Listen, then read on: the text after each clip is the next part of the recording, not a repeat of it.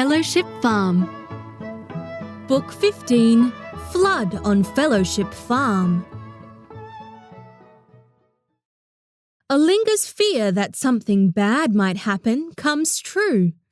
He wakes one morning to the sound of Skye-Maree screaming the house down. But with unity, love and patience, the Fitzgerald family's crisis turns into a victory once again. And along the way, there is much rain and much fun. Chapter 1, Falling Trees. The Fitzgeralds returned to Fellowship Farm from Sydney late in the afternoon on Sunday. It rained heavily all the way from Launceston to Kellyton. The dirt road from Kellyton to the farm was covered in water, and in some places, rivulets flowed across the road. When they arrived at the farm, Ruha met them on the back veranda with her usual radiant smile. She said that everything had gone well while they were away, but the rain had not stopped falling. The whole lawn at the back of the house was covered in water. Ruha had moved the puppies' bedding up onto the veranda because she had been worried that their doghouse would get flooded. Indeed, the doghouse now had inches of water on its floor. The Fitzgeralds encouraged Ruha to leave the farm quickly in case the road flooded and her van couldn't get through. She hugged them goodbye and hurried away. Inside the farmhouse, the Fitzgeralds added 2 big logs to the fire burning in the living room, unpacked their suitcase, and made some thick, hot vegetable soup for dinner. The children moved the puppies' bedding into the boot room. Even the veranda was no longer providing a dry place for the puppies to sleep, as the wind was blowing the rain under the roof of the veranda. The children were very grateful that they didn't have to sleep in the boot room. It was fine for the puppies who were tough and used to sleeping outside. But the boot room felt cold and drafty to the children. They hurried inside to have their soup, showers and prayers, and then they tumbled exhausted into their warm beds. In the morning, as Flip was getting ready to go out on the farm, and the children were preparing for school, the phone rang. It was the principal from Kellyton Primary School. She said that a tree had been uprooted from all the rain and toppled over in the storm. It had damaged several classrooms, so school was cancelled until they could make alternative arrangements. "Yippee!" cried Skye-Maree. She loved going to school, and she was excited to tell her friends about her weekend in Sydney. But it was fun to have some extra days of weekend too. "Lucky no one was in the classroom when the tree fell over," said Olingah, quietly. "Let us know if there's anything we can do to help," said Flip, and hung up the phone. The children took off their school uniforms and pulled on some warm home clothes. They set up the Chinese checkers board in front of the fire and started to play. Flip kissed them goodbye and went out into the cold rain to check on the farm and its animals. Romy put on a load of washing and then started to vacuum the bedrooms. She would leave for the veterinary clinic in Kellyton at lunchtime. After 3 games of Chinese checkers, 6 games of Uno, some drawing, reading, and a game of Monopoly, it was time to pull the washing from the dryer and put it away. Then it was time for lunch. Normally the family shopped at the markets on Sundays, but they had been in Sydney last weekend, so there was not much food in the house. There was some leftover soup, and Romy took a loaf of frozen bread from the freezer to make some toast and butter. Flip didn't come in for lunch as he was too busy on the farm. So when Romy left for the veterinary surgery, the children were at home alone. As Romy drove off to work, the cold rain thundered on the roof of the ute and the farmhouse. The afternoon sky was dark and thick with grey clouds, and a strong wind was blowing the branches of the trees. In the boot room, Flea, Fizz and Flex huddled together in their temporary bed, trying to keep warm and dry. The pigeon cage was covered with a large tarpaulin to protect the birds from the winter weather. But inside the farmhouse, the fire was blazing in the fireplace. The children sat on the rug in front of the fire, protected by a fire screen, surrounded by cardboard, scissors, and balls of coloured wool. They were wrapping wool around cardboard donuts. After some time, Skye-Maree found it hard to push the wool through the hole. She had just about finished. She carefully snipped the wool along the edge of the donut, then tightly tied a piece of wool around the bunch of wool, slipping it between the two pieces of cardboard. When she pulled out the cardboard, she was left with a brightly coloured woolen pom-pom. Lisa still had some wrapping to do as she was making the biggest pom-pom. Olingah had just started snipping at his wool. Although he was holding his pom-pom carefully together, some of the wool in Olingah's had fallen out of place. "Oh no," he said when he saw his pom-pom. Skye-Maree helped him line the wool back up again, finish cutting, and tie the wool between the two pieces of cardboard. "Thanks, Skye," said Olingah. "But it still looks wonky," he added, with disappointment in his voice. "Why don't you make another one, Ollie?" added Skye-Maree. "Just a small one." But Olingah had had enough of making pom-poms. He was tired of being inside, tired of sitting still. "Let's go have boat races in the rain," suggested Olingah. He was thinking of a game they liked to play, floating tennis balls on the stream that ran through the farm. It was particularly fun when the stream was full, during a big rain. "Yeah," said Lisa and Skye at once. Lisa quickly finished tying her pom-pom tightly between the cardboard donuts. She pulled out the cardboard and placed her pom-pom next to Olingah and Skye's on the mantelpiece. They worked together to pack up the scissors, bits of cardboard, balls of wool, and little pieces of leftover wool. Lisa threw the cardboard and leftover wool into the fire. The fire flared up briefly as the cardboard caught fire. "Do you want to ask Daddy if we can go play boat races?" Lisa asked Olingah, as she knew he liked to be the one to use the radio. "Yes, please," Olingah exclaimed and ran to the kitchen. He picked up the handheld radio with its long, grey, curly cord and pressed the button. "Base to Mobile 1, over." Flip was out on the farm, checking that all the animals were safe in the heavy rain. After a few seconds, there was a crackle and Flip's voice said, "Mobile 1 to base, over." "Daddy, can we please go play boat races at the stream in the hill paddock, over?" "Yes, Ollie, if you wear your rain gear and stay close together. And please make sure the fire screen is up, over." It was hard to hear him because of the rain beating on the roof of the ute. "Thanks, Daddy. Over." "I just have a couple more paddocks to check and then I'll be home. Over and out." "Over and out," replied Olingah. After he had hung up the radio, Olingah literally jumped for joy into the living room. "Daddy says we can go! Let's go!" Chapter 2, Ball Boats. In an old ice cream container in the boot room, there was a collection of old tennis balls. Some were very old and had no felt left on the outside.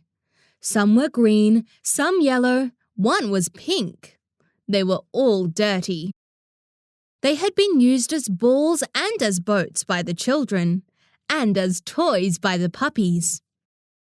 The children chose a ball each to use as a boat, and they took another 3 balls, one for each of the puppies. Dressed in woolly jumpers, tracksuit pants, scarves, beanies, raincoats, rain hats and gumboots, and surrounded by 3 very excited young dogs, the children waded along the path, which had become a stream. Under a tree at the front of the house, Joey stood, sheltering from the rain. When he saw the children leaving the garden and heading up the hill to the paddock behind the farmhouse, he ventured out into the rain and followed slowly behind. Skye-Maree opened the gate to the paddock and let the children, dogs, and Wallaby through. She closed the gate carefully behind them. The grass of the paddock by the stream was soggy as they trudged up the hill. The stream itself was gushing down the hill, a swirling brown rush of water leaping over rocks and fallen branches. The puppies struggled in the waterlogged grass, puffing and panting their way up the hill. The puppies had all abandoned their balls at the bottom of the paddock. When the children reached the top of the paddock, they found a patch of stream that was flowing relatively smoothly. They found a large stick and placed it across the stream. Each of them put their ball behind the stick.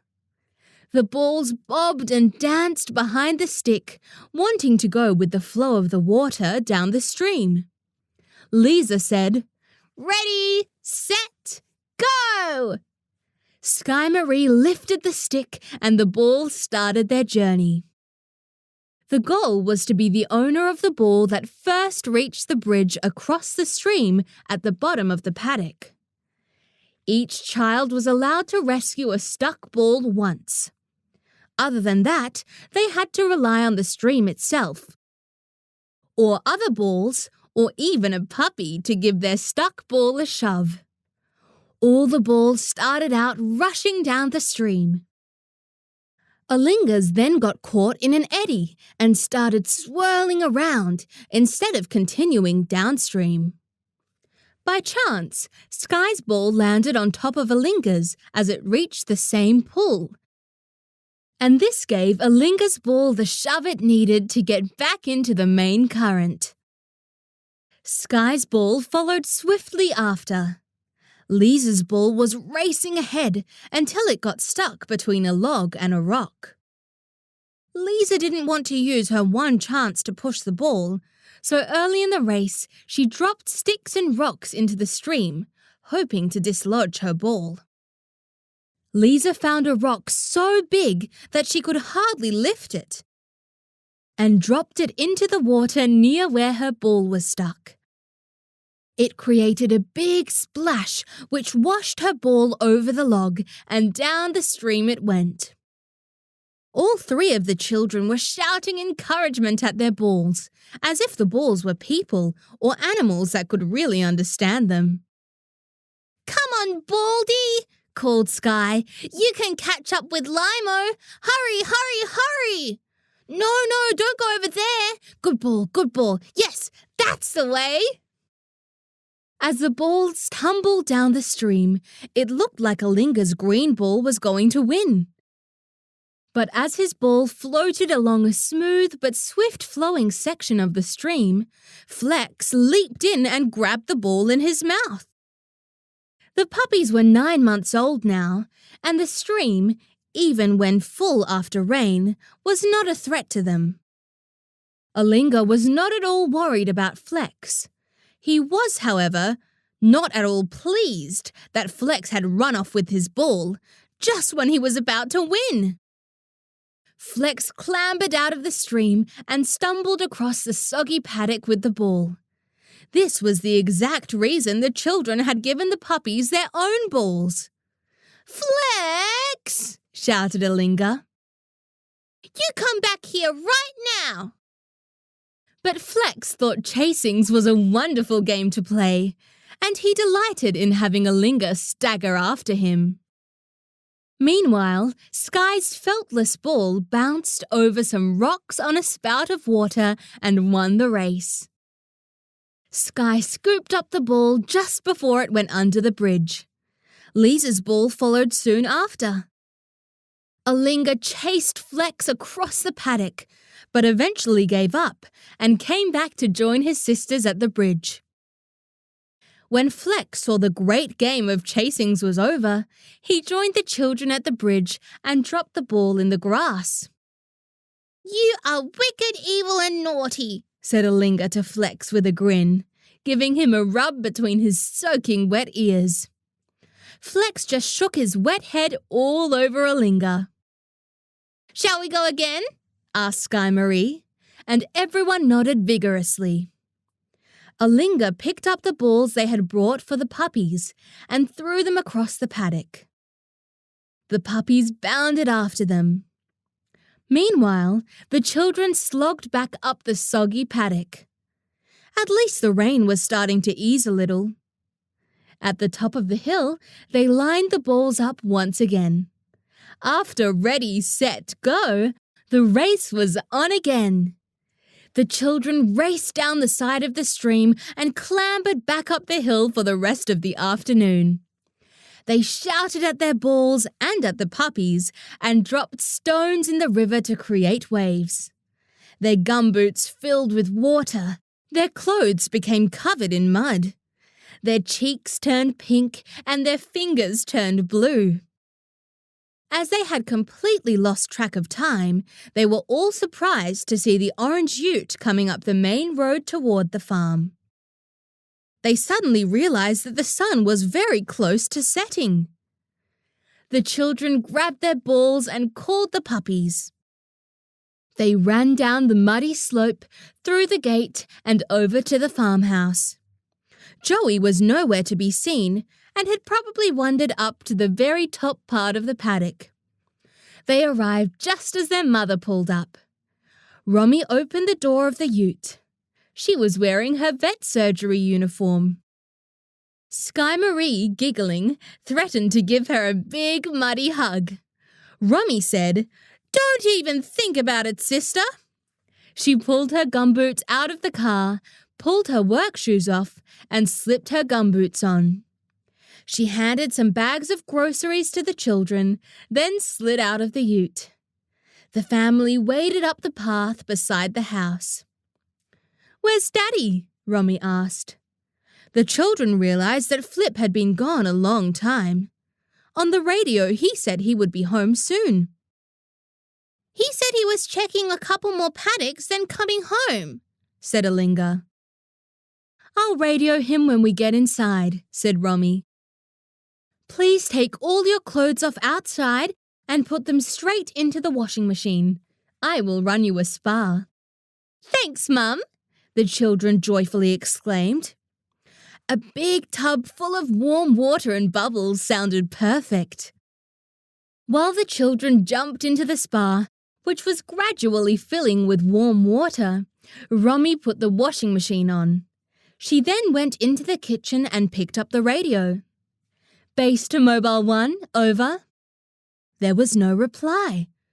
Romy waited a few seconds, then repeated, "Base to Mobile 1, over." Again, there was no reply. As she put the groceries away, Romy wondered where Flip might be now that the sun was setting.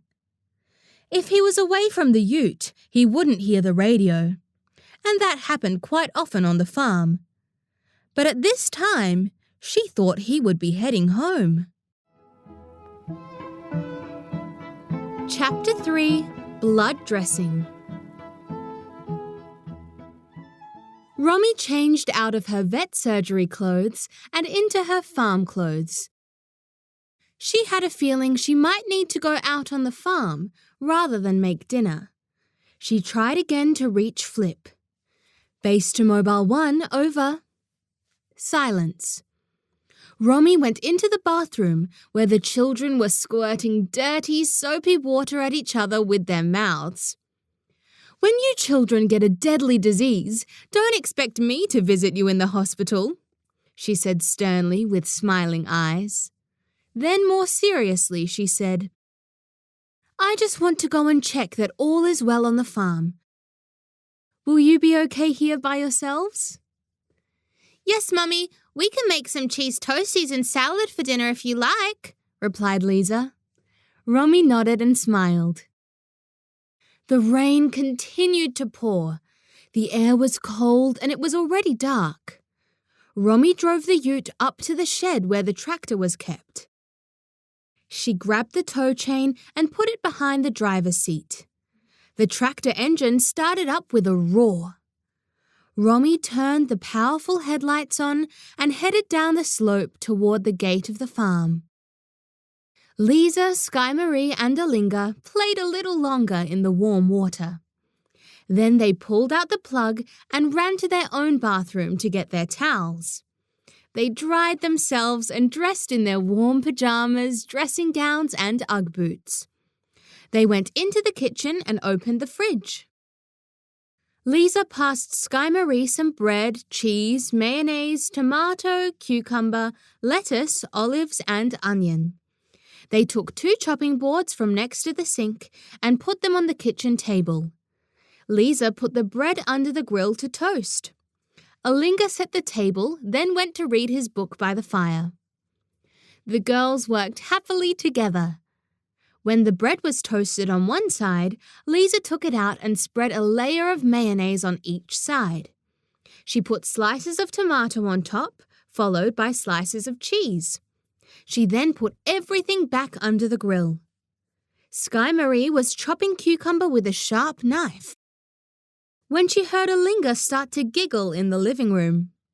"What's funny, Ollie?" called Skye. Olingah started to answer, but Skye couldn't hear properly. She turned her head and stretched her neck in the direction of the living room. The knife slid as Skye turned, and instead of slicing the cucumber, Skye sliced her thumb.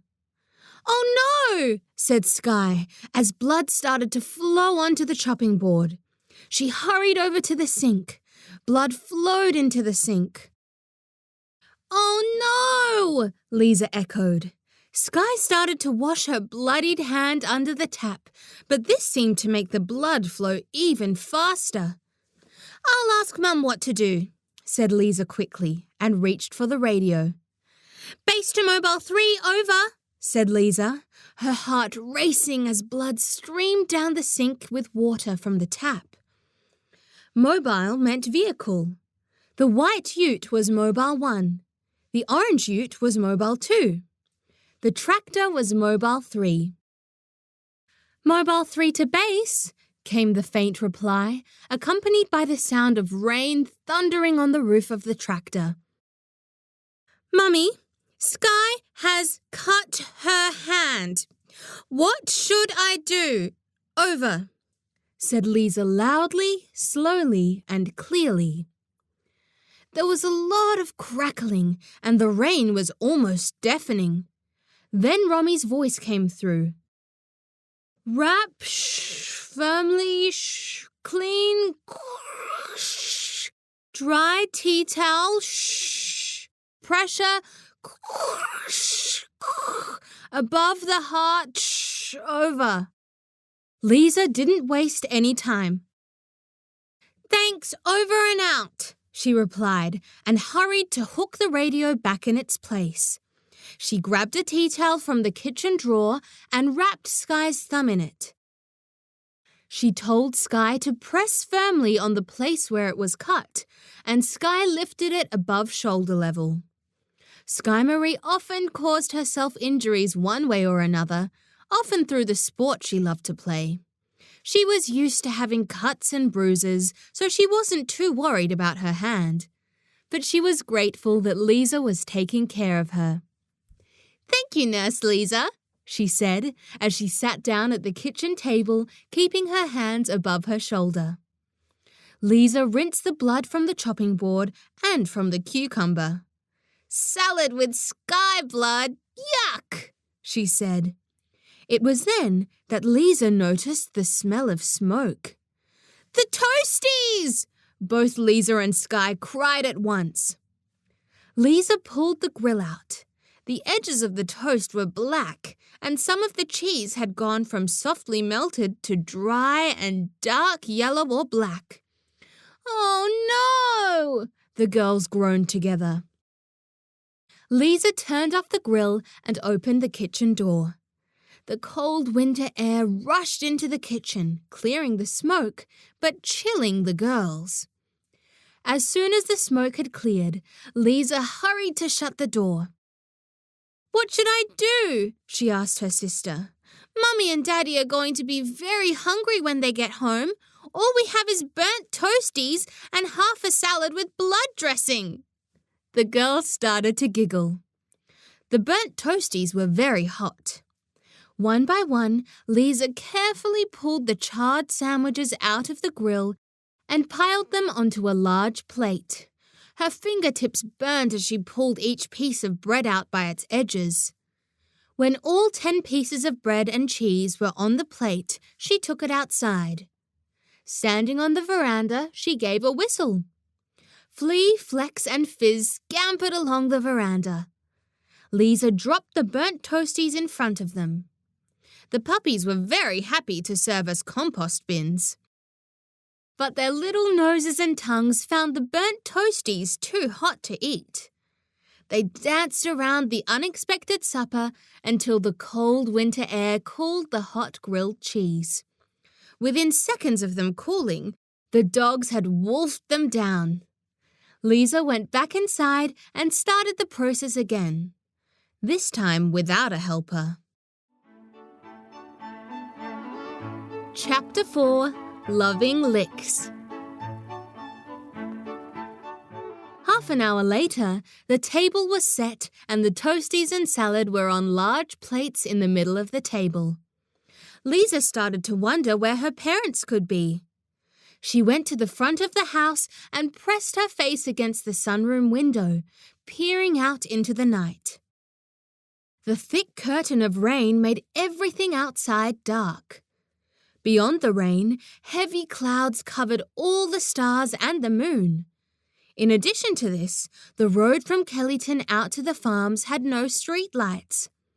Lisa peered through the rain for any glimmer of headlights from the ute or tractor, but there was nothing. Lisa walked back to the kitchen and picked up the two-way radio. "Base to Mobile 1, over." Lisa listened hard for a voice or even a crackle. Silence. "Base to Mobile 3, over." Lisa held her breath so as to not miss a single sound. Silence. She looked at the red plastic clock on the kitchen wall. 7 o'clock. Lisa walked into the living room. Olingah and Skye-Maree were reading on the couch in front of the fire. "I'm starving," said Olingah. "Where are Mum and Dad?" asked Skye. "I don't know where they are," said Lisa. "Maybe we should just have some dinner and they can eat when they get home." Olingah strongly agreed. He dropped his book on the couch and hurried to wash his hands and sit up at the table. Skye-Maree and Lisa joined him. "May we eat this food with thanks and use its energy to help all beings live together in peace, love, joy, and harmony," they prayed together. Olingah felt so hungry he thought he could eat all the toasties by himself. But after one toastie and some salad, his tummy was full. Soon after, he started to feel very sleepy. He took his plate to the kitchen and went to brush his teeth. After all the running in the rain and then the long wait for dinner, Skye was also sleepy. She followed her brother, and by 7:45, the children were sitting in front of the fire singing their evening prayers. "Please make Mummy and Daddy come home soon," prayed Olingah with all his heart. "Please don't let them be hurt. Please keep all the animals safe in the rain." Lisa remembered the conversation they had had with Romy and Flip in the car on the way to the airport. "Please give us strength to deal with whatever happens," Lisa prayed.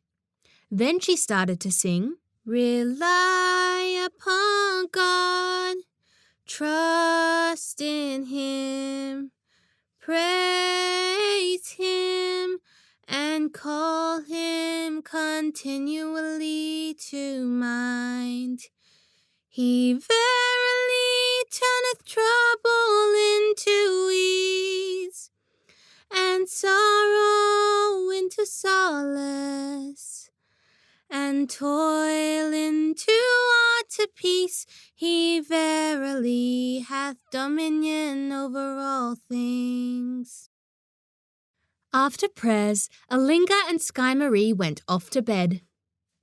"Wake me up when Mummy and Daddy get home," Skye requested. Lisa nodded and told them she would come into the bedroom soon. She went back to the kitchen and picked up the two-way radio. She whispered a prayer. Then she said, "Base to Mobile 1, over." Silence. "Base to Mobile 1, over." Not even a scratch or a crackle. No sound of rain on the ute roof. No shushing of the radio just out of range. "Base to Mobile 3, over."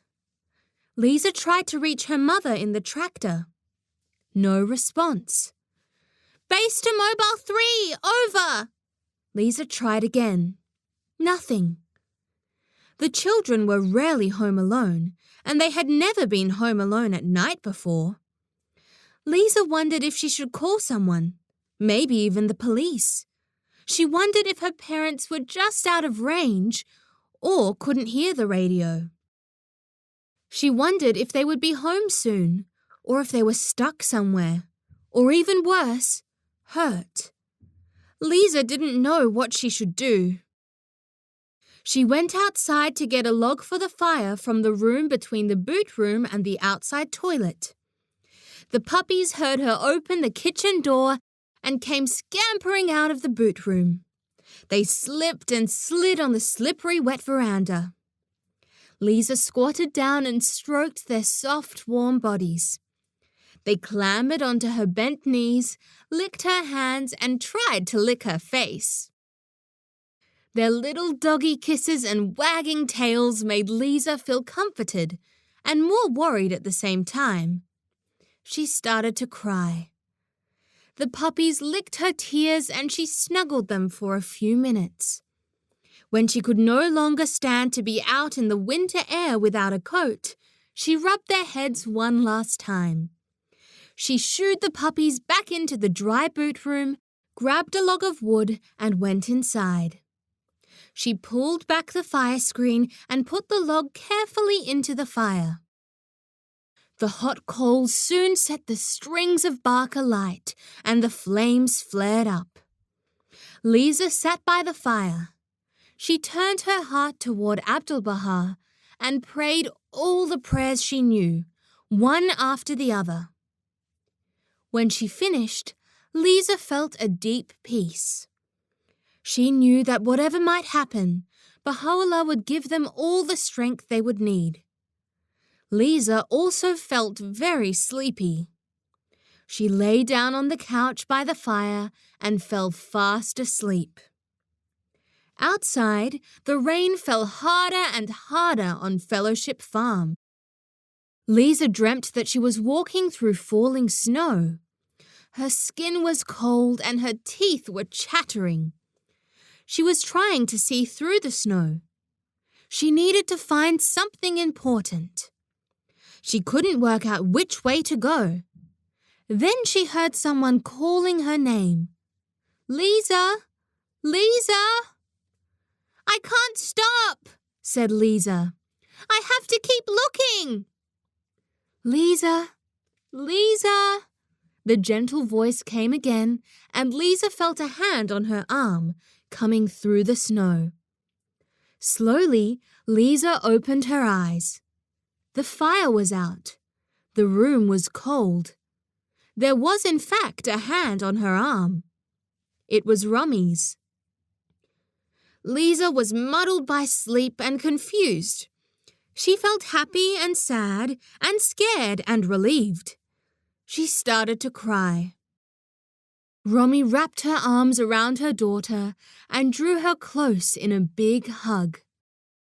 Flip came and knelt by the couch and wrapped his arms around both of them. Soon Lisa's confusion, fear and sadness passed, and she felt flooded with relief. But this just made her cry even harder. "Where were you?" she asked as her tears subsided. "What happened?" "We were on the farm," replied Romy quietly. "We've never had so much rain at once.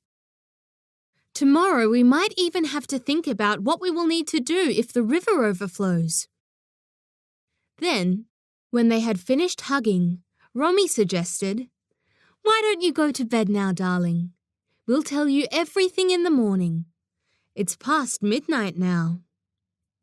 Lisa nodded and Flip led her to her bed and helped her up the ladder to the top bunk. But when the morning came, there would be no time for stories for the Fitzgeralds of Fellowship Farm. Chapter 5, Breakfast in the Barn. "Mom!" Screamed Skye-Maree. "Daddy!" Her screams woke Olingah, Lisa, Romy and Flip from their sleep. The house was still dark, as the sun would not rise for more than an hour.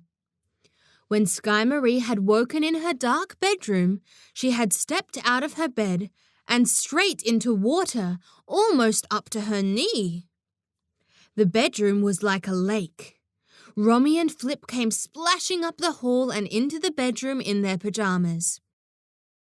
Skye-Maree and Olingah were now crying, and Lisa, just waking on the top bunk, was trying to work out what was going on. "It's okay," said Flip calmly but quickly. "The house is flooded. Grab some warm clothes from your cupboard and come out to the veranda." None of the lights were working, so the children fumbled around in the dark and headed out to the veranda. As they walked through the kitchen, Romy was throwing food into a carry bag, and Flip was filling bottles with water. There were sleeping bags on the kitchen table, and Flip asked the children to carry them out to the boot room. In the boot room, everyone put on their wet weather gear. They pulled on their gumboots, even though the water at the side of the house was deeper than their boots. At least with their boots on, they wouldn't step on anything sharp under the water. "We will need to head up to the hay barn," said Romy, "to be safe from the floodwaters." "What about the puppies?" cried Lisa. Nobody had free arms to carry 3 large, excited dogs. "They can swim down the side of the house," said Romy, "and then walk with us up the hill. Call them to follow us." The family started to wade down the path beside the house. The water quickly filled their gumboots and soaked their pajamas. "Flee! Flex! Fizz!" The children's high-pitched voices called frantically. The puppies plopped off the steps of the veranda into the flooded garden. They swam quickly after the children. "Lucky Joey stayed in the hill paddock after we played boat races," said Olingah. The front garden was a lake. After they had waded through the front gate and partway up the hill toward the barn, the Fitzgeralds took off their gumboots and tipped out liters of icy water. As they passed the henhouse, which was just above the level of the water, Flip opened the henhouse door and the gate to their pen. "They need to be free to go anywhere on the farm, to keep safe," said Flip. "The water may rise further." As the family and puppies climbed up the hill, they peered through the dark morning and back over the house, garden and road. Everything was submerged in a dark lake of water. There was no way any car could travel down the road. The road was completely invisible. Half of the fences were underwater too. The family hurried up the hill. It was a huge relief to be out of the pouring rain as they stepped into the shelter of the hay barn. The farm dogs in the tractor shed next door barked excitedly. Flip ducked next door and threw them a bone from the fridge in the shed. Romy turned on a torch and shone it on the bales of hay stacked halfway up the tall wall of the barn. The children and Flip clambered up the bales. The children had spent many happy hours playing on the top of the hay, and they were quick to climb up to the top. Many helping hands pushed and pulled 3 fat dogs up the hay bales to the dusty, dry space at the top. Romy followed. Flip spread out a couple of sleeping bags. "Wet pajama pants off," he said. The children didn't need to be told.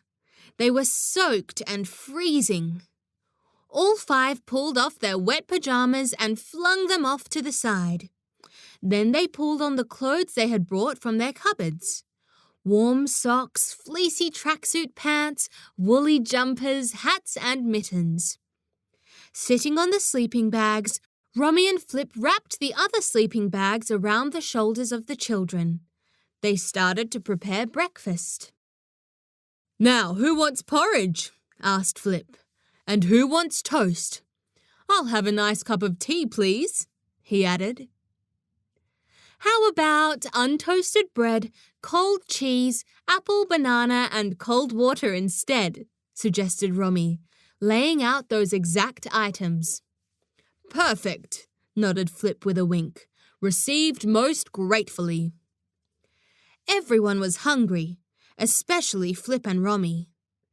As the sun started to rise, hidden by thick clouds and pouring rain, all the food spread for breakfast disappeared into grateful tummies. "What happened last night?" asked Lisa. "Where were you?" Flip started to explain. When the children had radioed him to ask permission to go to the creek, Flip was planning to check the cows in the river paddock and then head home. He knew that Romy was at the surgery and he didn't want the children to be alone too long. But in the river paddock, he found that a cow had slipped into a small gully and under a log and was stuck. The cow was very scared and the log was very heavy. It took Flip a long time to free the cow. When he finished, he checked that the cow was not injured. Luckily, she was okay. By then, the sun had set. Flip went to get back in the ute and head home. He then discovered that while he had been cutting the log and digging away at the mud to free the cow, the ute had sunk in the rain-soaked paddock and was bogged. He tried to get the ute out of the bog by laying pieces of wood under and in front of the wheels. That's why he had missed the radio calls. But the ute was too bogged. He was just about to radio for help when Romy turned up with the tractor. With the tractor, Romy helped pull the ute out of the mud and towed it to the gravel road that runs through the paddock. It was then they noticed the river water was starting to overflow the banks, just a little. They spent several hours in the dark and rain, herding the cows in the river paddock across the road and up the hill to higher ground. It was very boggy and the cows could not move quickly. As the pigsty was also in a low-lying part of the paddock, they also had to move the pigs to higher ground. It was after midnight when they finished and came home. Flip had not eaten since breakfast and Romy had not eaten since lunchtime. They were very hungry, very cold, wet, muddy and tired. They had showers and collapsed into bed until they were woken by Skye's screams and found the house had turned into a boat. "I was so worried, Mummy," said Lisa, remembering the fear of the evening before. "I'm so glad you're safe." "So am I," said Romy. "We are very lucky, and we are lucky that we live in such safety nearly all the time." "I was listening to a young man on the radio last week," said Flip, "who lives in Iraq." "That's where Bahá'í lived," said Skye-Maree. "Yes, it is," said Flip. "But now it's a place with a lot of conflict and violence. The young man on the radio said that each time one of the family leaves the house to go to school or to the market to buy food, they don't know if that person will come back safely or be killed by a gun or a bomb. Lisa was shocked by what her father had told her. Imagine, she said, if every time you went out on the farm or we went to school or to the Kellyton markets, we didn't know whether we would get blown up or make it back home. You know what? Said Olingah. We still haven't had our spiritual breakfast. So let's have some prayers for the people in Iraq and for the cows on Fellowship Farm. Good idea, Ollie, said Romy. Chapter 6 Monsters in the Tunnels. As the sun rose dimly over the flooded farm, the Fitzgeralds sat reverently in the dusty hay barn, grateful that they were dry and safe, and praying that everyone in the world could be safe too. They sat for a minute in silent meditation. What are we going to do, Mum? asked Skye-Maree when they had all finished. How long are we going to stay in the barn? Skye-Maree had a full belly. She was with her favourite people in the world and with her beloved dogs, who were very happy to be with their beloved people. She was snug and warm in her winter clothes and wrapped in a sleeping bag. She loved the hay barn and knew they could play happily there all day if they had to. So it was all feeling like a happy adventure. And Skye-Maree thought it wouldn't be too bad to stay there all week. Flip was not in the habit of carrying a mobile phone. He had had a few, but he kept dropping them in the mud or leaving them around the farm.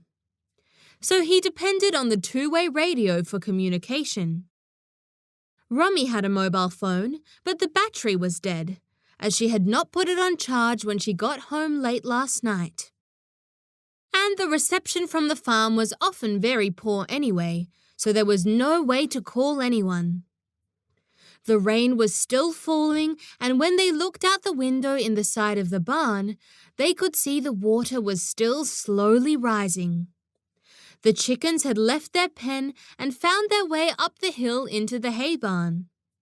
The family could hear them scratching around in the loose hay below, gently bocking.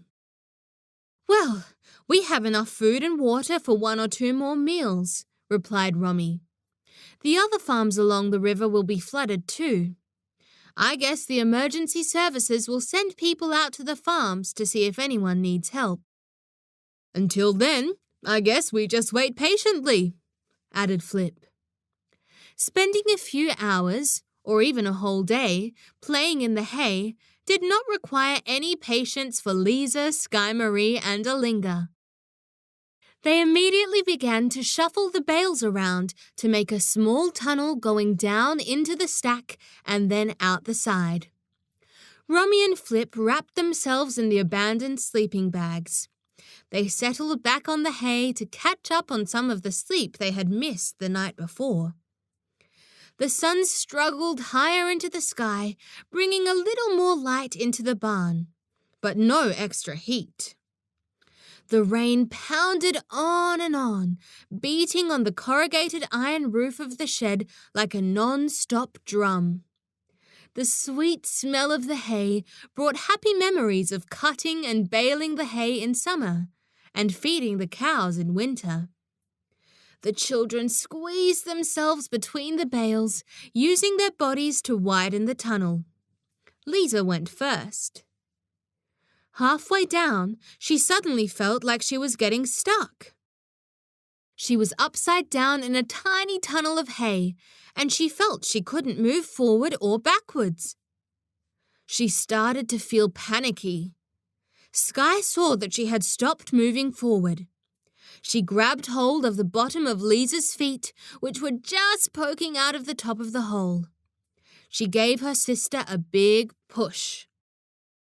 Lisa slithered forward and out the hole in the side of the pile of bales. She slithered down the side of the stack of hay, landing hands first on the hay-covered floor of the barn. Lisa's hair, clothes, socks were covered in sticks of hay, yellow, green and brown, short and long. Her face was dusty and scratched, but she was grinning from ear to ear. She looked up to see the heads of Flea, Flex and Fizz hanging over the edge of the cliff of hay. Their pink tongues were hanging out and their heads wiggled from side to side. As Lisa looked up, Skye-Maree came slithering down. Lisa had helped widen the hole, so Skye didn't get so stuck. She slid straight down and then out to the side. Soon she also looked like a hay monster, as she plopped down beside her sister.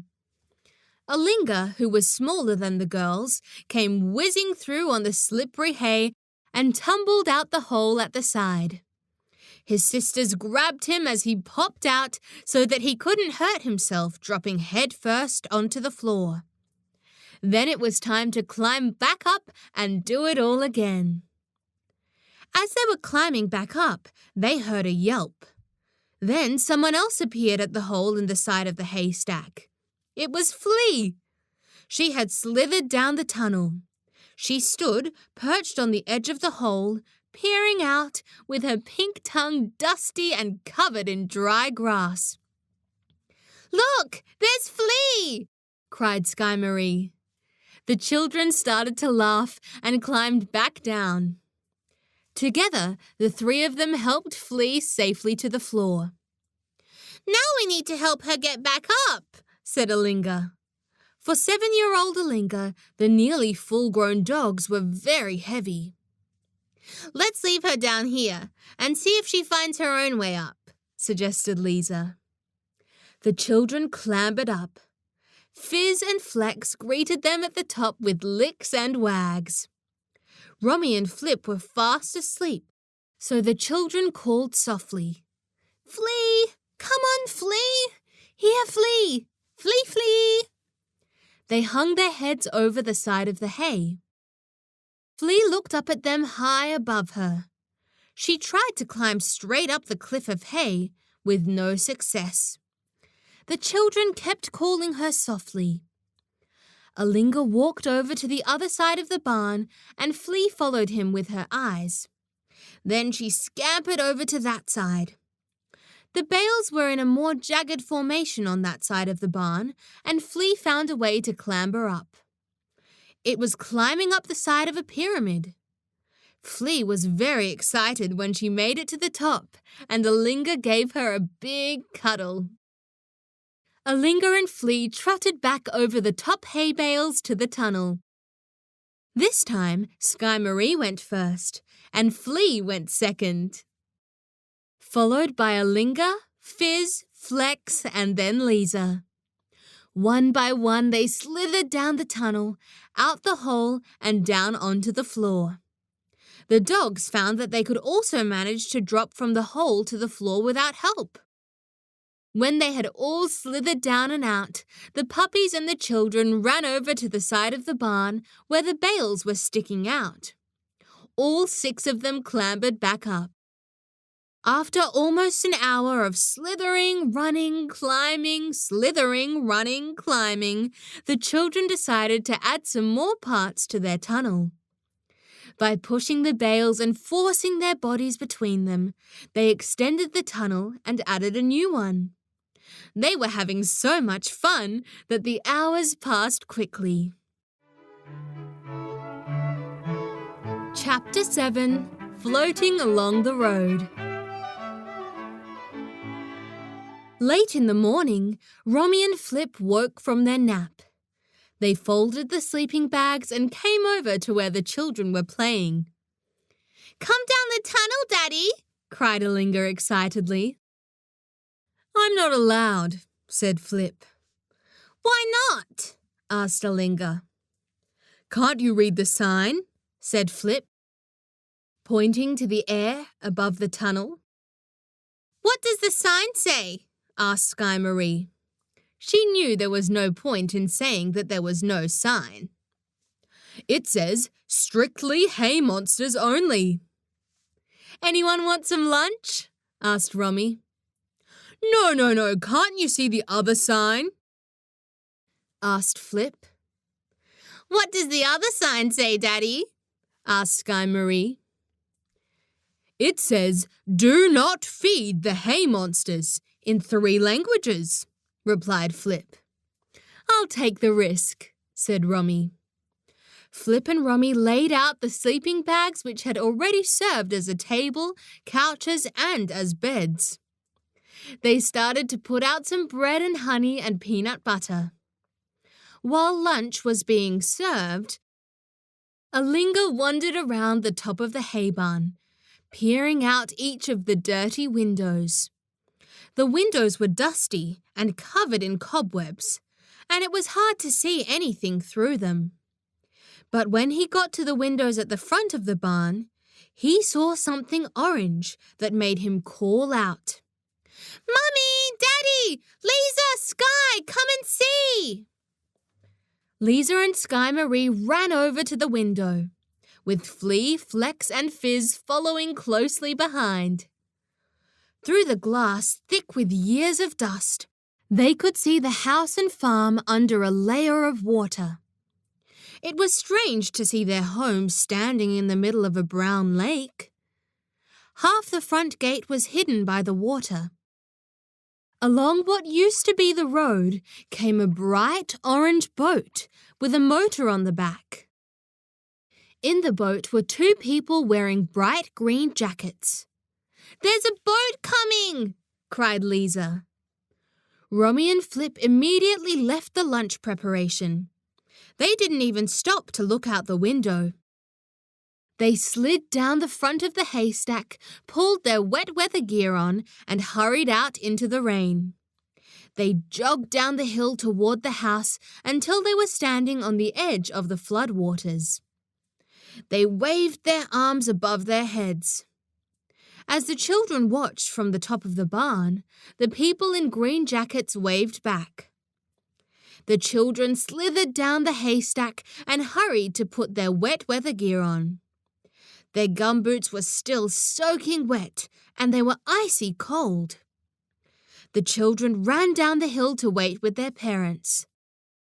The people in the boat had arrived at the gate, which was wide open as usual.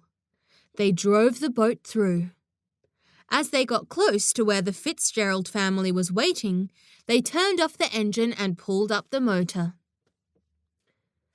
The boat drifted towards the edge. The people in green jackets stepped out of the boat and held onto it by a strong rope.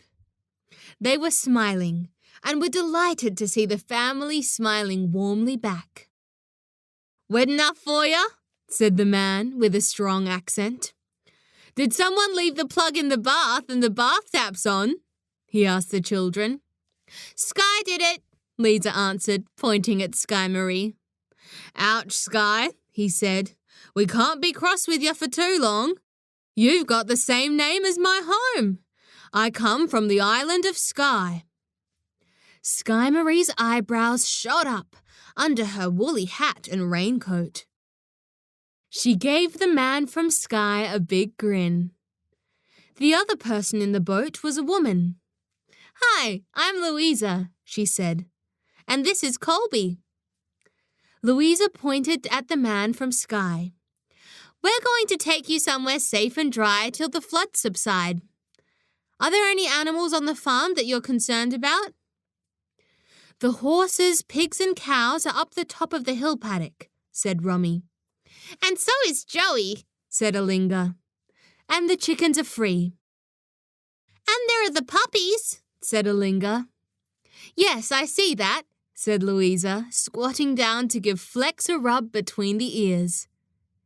In thanks, Flex shook her head and body all over Louisa. Louisa's wet weather gear was already very wet, so it didn't make much difference. "The puppies can come with us to the shelter. There are a lot of people from Kellyton who needed to bring pets, so we have made it a pet-friendly shelter." There are some caged pigeons behind the house, added Flip. Their cage is high off the ground, but perhaps we should open the door of the cage so they can get out if they need to. And I'll just let the farm dogs off their chains and lock them in the tractor shed with plenty of food and water. Flip went back up the hill to the tractor shed to attend to the farm dogs. He took several meaty bones out of the old shed fridge and filled 3 buckets with water. The dogs were very happy to be off their chains and to have lots of food. Flip slipped out and shut the shed door behind him. He pulled the beam of wood across the front of the doors to secure them. Then he trotted back down the hill. Louisa and Colby handed each person a bright orange life jacket. They were bulky and it was hard to fit them over the wet weather gear. They buckled at the front with black plastic clips. Lisa felt like she was going to suffocate, but she knew she had to wear it. Colby and Louisa directed Romy and Flip to get into the boat first. So you can help the children and the dogs get in safely, Colby explained. With the help of Louisa and Colby on the shore, they managed to get the dogs into the boat. At first, the dogs were very excited and ran from one side of the boat to the other. "Sit!" shouted Flip sternly. The 3 dogs immediately settled, moved to one end of the boat, and sat. "Otherwise, you're going to tip us all into the water," Flip added.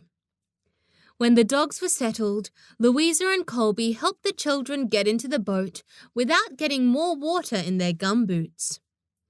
One by one, they lifted the children up over the shallow water and into the bright orange canvas boat. Flip and Romy helped them into the boat. One by one, they adjusted to being on a gently rocking surface and found a place to sit. Louisa pushed the boat away from the soggy grass. She lowered the motor and started it. She steered the boat slowly toward the house. It felt very strange to be floating across their driveway. When they got to the front gate, Colby asked the Fitzgeralds to stay in the boat. He had special gumboots all the way up to his chest that protected him from getting wet. He climbed out of the boat and waded through the deep water beside the house. He crossed the back lawn, which had turned into a deep pond, and opened the door of the pigeon cage. The pigeons were perched together on the top rail. The water had not reached the bottom of their pen due to the long poles on which it sat. But the doghouse was almost completely submerged. Colby waded back down the side of the house and skillfully climbed back onto the boat without tipping it over. They then floated away from the house and out through the front gate. The children thought it wonderful fun to be having a boat ride. It reminded them of going fishing with Uncle Jack when he visited. It was especially fun to be boating down the road. As they went along, there was a break in the rain. The sky was still grey and dark, but the rain had stopped falling for a while. "Have you been to the Hendersons' farm?" asked Lisa as they cruised past the Hendersons' front gate. "Aye," replied Colby. "You're the last from the farms. There isn't anyone on any of the properties between the coast and Kellyton anymore, as far as we know." "I hope the flood didn't give Mr. Henderson another heart attack." "He seemed to be okay," said Colby. "If you're talking about the gentleman who lives in the farm to the left here." Lisa nodded. "Where are we going?" she asked. "And how long will we stay there?" asked Olingah. "And what's going to happen to our house?" asked Skye. "Yes, and the animals on the farm," Olingah inquired. Chapter 8 Puggle Protector. "I can only answer the first of those questions," smiled Colby.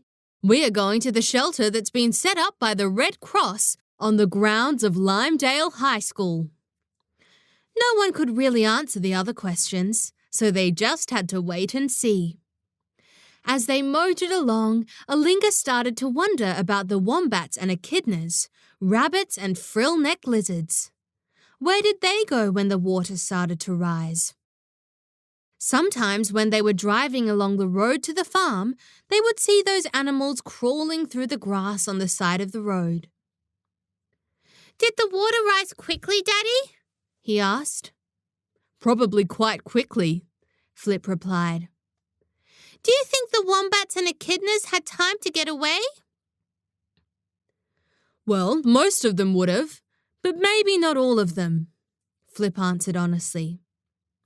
"Echidnas can dive underwater and swim, so if they got caught by surprise, they could try to swim toward land. And wombats can run as fast as an Olympic sprinter if they need to, so if they ran in the right direction, they could definitely get away from the rising waters." Olingah was happy with that. "Are there any baby echidnas or wombats at this time of year?" "Well, yes, this is the time of year for puggles." "Puggles?" laughed Olingah. "That's what baby echidnas are called, Ollie," grinned Flip. "No, they're not," said Olingah, but he looked at his mother to see what Romy said. Romy nodded. Even though it sounds like Mr. Make-up words here just made it up, baby echidnas are actually called puggles, and baby wombats are called joeys. Wombats have joeys at all times of year, so there probably would have been some affected by the flood, unfortunately. Olingah felt very sad at the thought of puggles and joeys drowning. He wished he could have saved them. He imagined himself with a snorkel and goggles, swimming through the floodwaters. He would call out in their language and they would call back. He would find the burrows and carry all the echidnas, wombats, puggles and joeys to dry land. He would take them up to the bushland at the top of the hill paddock. They would all dig new burrows and be safe and dry. These thoughts made Olingah feel very happy. He was so lost in his imagination that it was a shock for him to see that the boat had motored all the way through Kellyton and was now pulling up at a place where the road started to climb a hill, leading out of the town. There were other small orange boats dropping people at the same place, and a big bus was parked about 50 meters away from the water's edge. Skye-Maree saw her friend Zoe and Zoe's big sister Maya standing on the road. They were with their parents and their pets. Skye smiled and waved. Before Flea, Flex and Fizz were helped out of the boat, Colby took 3 leashes out of a box of supplies and clipped them onto the dogs' collars. Lisa asked what else was in the box of supplies. "It's like a magic box," said Colby. "Whatever we need, we have. Leashes, collars, dog food, boxes for cats, people food, baby formula, water, bandages, Panadol, woolly socks, blankets, hats, asthma puffers, chocolate, even toys. You are our easiest customers. You didn't need anything except some leashes."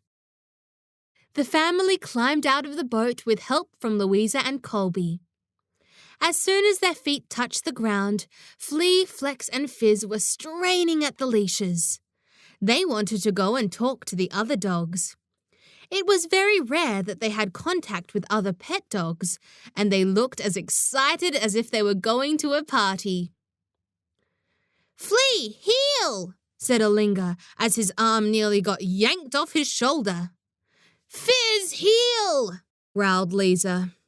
"Flex, heel!" followed Skye-Maree sternly. When the dogs had settled down, the children turned back to Louisa and Colby. "Thank you very much for rescuing us from the farm," said Lisa, speaking for all of them. "You are most welcome." "Will we see you again?" asked Flip. "Yes," said Colby. We will be helping at the shelter once all the residents of Kellyton are brought to safety. See you later." Skye-Maree walked Flex over to where Zoe was standing next to her mother. Skye-Maree could see that Zoe's mother was crying. Zoe also looked very sad. Skye gave Zoe a big hug. "Hello, Mrs. Fisher," she said to Zoe's mother. Zoe's mother just gave a little wave hello, but she didn't speak. "What's wrong?" whispered Skye-Maree to Zoe.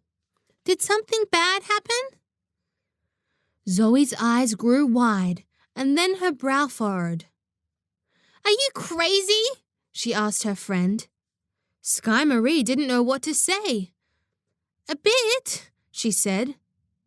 "The whole town is flooded, Durbrain," said Zoe. "Oh," said Skye. "I know. It was so scary when I woke up in a lake.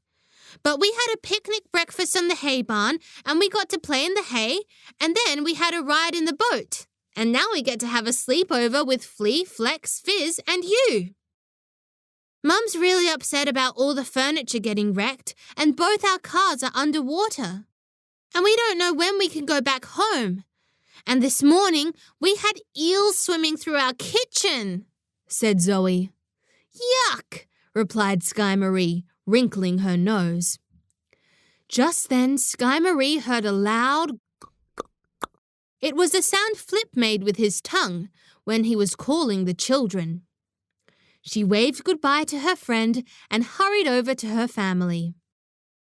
Everyone was being encouraged to board the bus as it was leaving for Lymedale.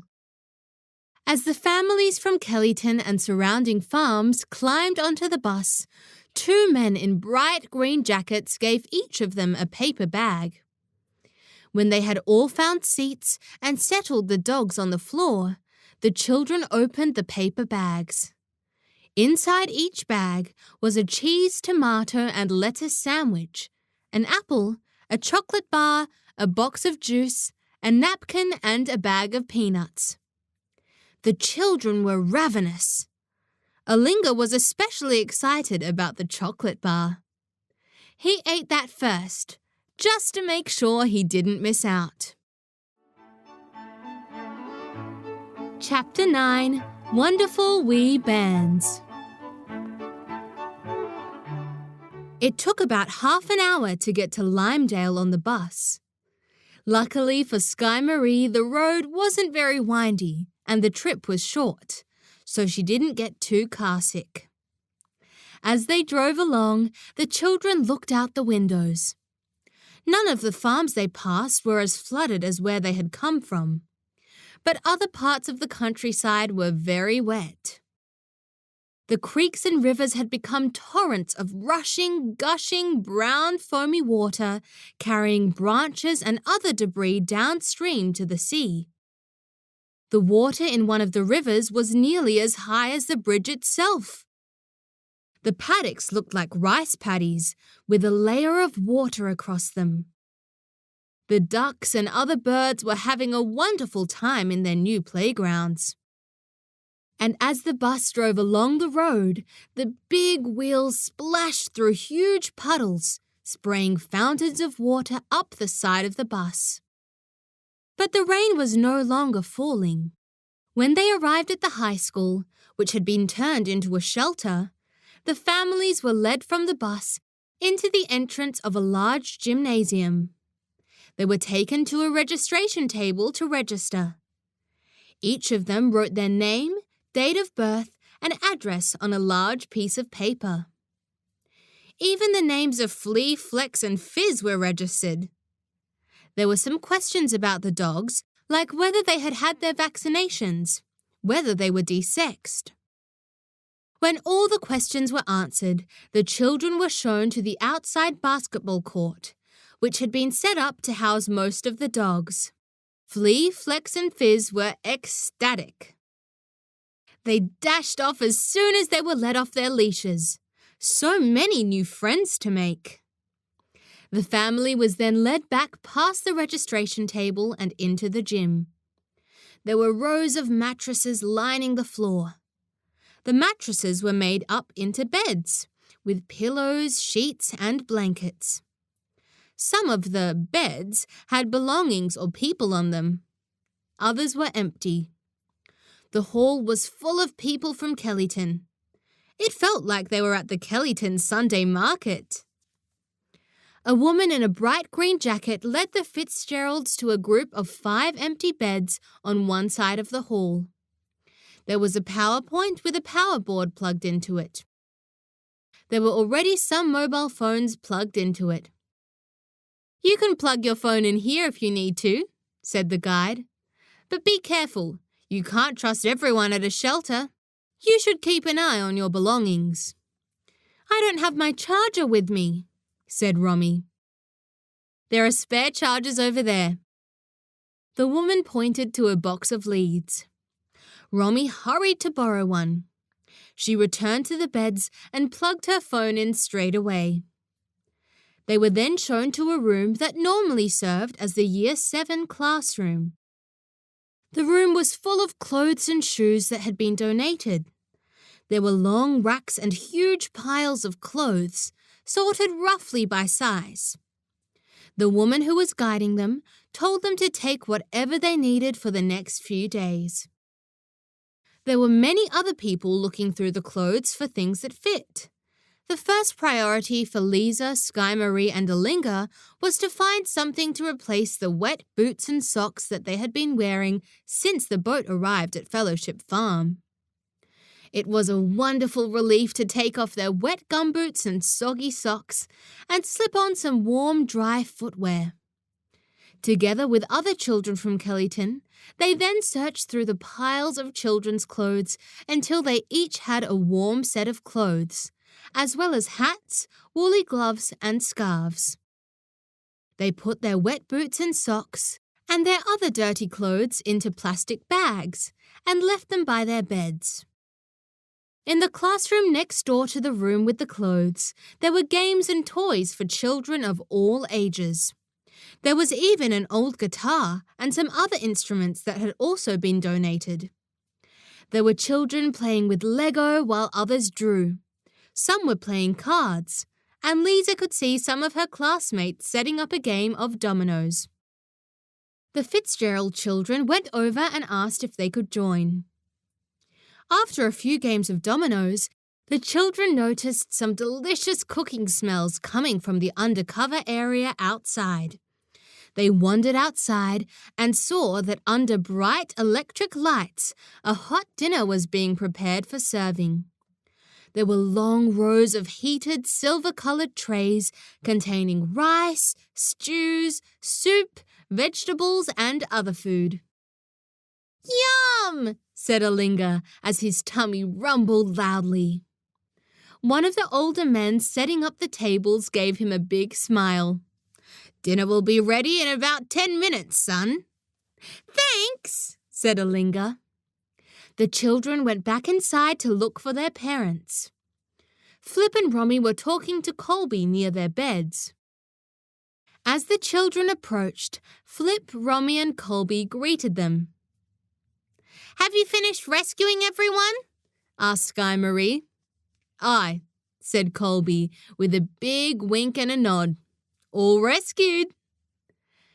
"Dinner is going to be ready in 10 minutes, said Olingah. "Great," said Romy, Flip and Colby all at once. The children weren't the only ones who were hungry. "Would you like to eat with us?" asked Romy. "That would be great," replied Colby. "I have a question for the wee Bairns here." "Bairns?" asked Lisa. "He means midgets, children. You," explained Flip. As they walked outside together and lined up to get a plate and some food, Colby asked the children, "What is it that you know then?" The children looked puzzled. "What is it that you know that makes you different?" "Different?" asked Lisa. "Different how?" "Today I met about 25 families," Colby explained. "All of them needed rescuing. All of them had their houses flooded. All of them were cold and hungry. but you were the only family who met us with smiles as wide as the Sydney Harbour Bridge. You were the only ones who didn't mention even once that your carpet and furniture got wrecked by the flood. You were the only ones who were worried about the wildlife. And the only children who said thank you when we arrived at the bus. So why are you different? Bahá'í, said Skye-Maree. Bahá'í, replied Colby, looking surprised. Skye-Maree was about to explain when Colby got called away by one of the other volunteers. I'll have to take a rain check on this conversation, he apologised. Pardon the pun. Chapter 10, Thankful in Adversity. Just before coming out to dinner, Romy had taken her phone off charge. She turned it on as they waited in the line. Ping, ping, ping, ping. Lots of messages were coming through, one after the other. It's Uncle Jack, Auntie Jen, Grandma and Grandpa. They are all wondering if we are okay. The Kellyton floods were on the news. Romy sent the family a text to let them know everyone was safe and well and promised to call later. Dinner was absolutely delicious. Everyone was ravenous, and there were lots of different tasty foods to choose from. And there was even dessert, hot custard and fruitcake. After dinner, a new team of volunteers arrived and the first team went to have some rest. They handed out packs with toothbrushes, toothpaste, soap and small towels. There were no showers at the evacuation centre, but the school toilets were open so the sinks and toilets could be used. It felt strange to be brushing their teeth in a school toilet block. After they had brushed their teeth, Lisa brought the guitar out of the playroom and passed it to Flip. Great idea, exclaimed Flip. Let's sing some songs before we have our prayers. Many of the Kellyton children had attended holy days or Ayamaha or children's classes at Fellowship Farm at some time or another. When they saw the Fitzgerald family settling in to sing some songs, many of them gathered around. This attracted the attention of others, and soon there were many children and families gathered around the Fitzgerald family. Flip started off with a song that was easy to learn. We are drops, he sang. We are drops, the children echoed. Of one ocean, Flip sang. Of one ocean, the children echoed. We are leaves. We are leaves. Of one tree. Of one tree. Come and join us in our quest for unity. Everyone joined in together. It's a way of life for you and me. Bravo, bravo, cried Flip before leading everyone into the second verse. The singing made all the children feel light and happy. Even the worried parents were able to relax a little and enjoy the music. Somehow the songs with their joyful lyrics helped everyone feel a little more grateful and a little less worried. No one from Kellyton had been injured in the flood, and even the pets were all safe, dry, and had full bellies. After many, many songs, Flip invited the large group of Kellyton residents to join them for some prayers. The Fitzgerald family started to sing, Blessed is the spot and the house and the place. They sang a few more prayers and some hidden words. When they finished, everyone clapped. Lisa, Skye-Maree and Olingah felt embarrassed that their friends were clapping after prayers. They also knew that their friends just wanted to show appreciation for the beautiful prayers and music. Although Colby's volunteer shift had finished after dinner, he had stayed for the music and prayers. He wanted to continue the conversation that was interrupted earlier. As the other friends called out goodnight and headed to their own beds on the floor of the gym, Colby came over and sat next to Flip on the edge of Skye-Maree's bed. "So, you were saying Baha'u'llah is your magic potion?" Baha'u'llah, said Skye-Maree, slowly and clearly. "We are Baha'is." "Oh, Baha'is! I had a Baha'i professor when I was at university in Hobart," said Colby. "He invited all the students to join in something he called devotional meetings on campus and other things too." "My uncle teaches at a university in Hobart. What was your professor's name?" asked Skye-Maree. "I think it was Dr. Campbell something. He taught peace building," replied Colby. "That's Uncle Jack!" exclaimed Skye-Maree. "No way!" Skye-Maree nodded vigorously. "Well, I have to say, I never went to anything he invited us to. I just ignored him. I just thought he was a weirdo." "Oh, he is a weirdo," said Flip with a serious face. "But that's got nothing to do with Baha'u'llah." "Well, I'd like to hear more about whatever magic potion Baha'u'llah is offering. And I really liked the songs you sang tonight. I'm exhausted now, but I'll be back tomorrow. I hope we get a chance to talk some more." "We should definitely do that," said Flip. "It's funny because Skye's name is linked to a place that is special for you. And your name is linked to a person that is special for Baha'is." Colby's eyebrows shot up. "Really? Well, now I'm intrigued. I'll be hunting you out tomorrow for sure." At 8 o'clock, the bright lights in the gym were turned out, so the children and others who wanted to sleep could sleep. The hall was still lit by lamps placed along the walls, so it still wasn't really dark. Romy left the gym and went into the playroom to talk to the family members who had made contact earlier. Flip settled the children for sleep. "Daddy, when will we be able to go back to the farm?" asked Skye-Maree. "We will be able to go back when the floodwaters go down," replied Flip. "How long do you think that will be?"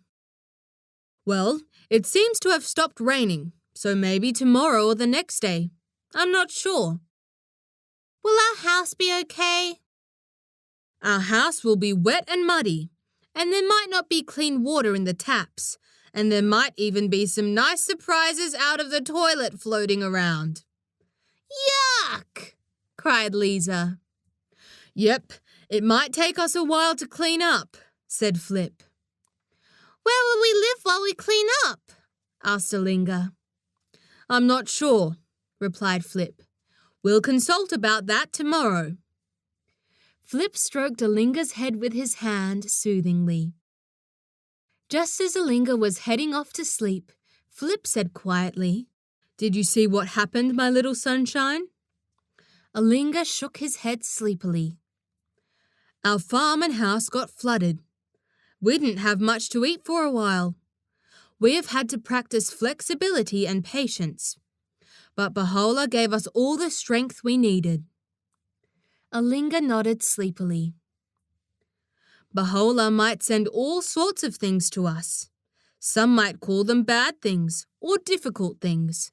But we can trust that He will always give us the strength we need to be generous in prosperity and thankful in adversity." Olingah nodded, right off to sleep. If the children had known what the morning was going to bring, none of them would have been able to sleep. They would have been running in circles, doing cartwheels and yelling yippee. But that is another story.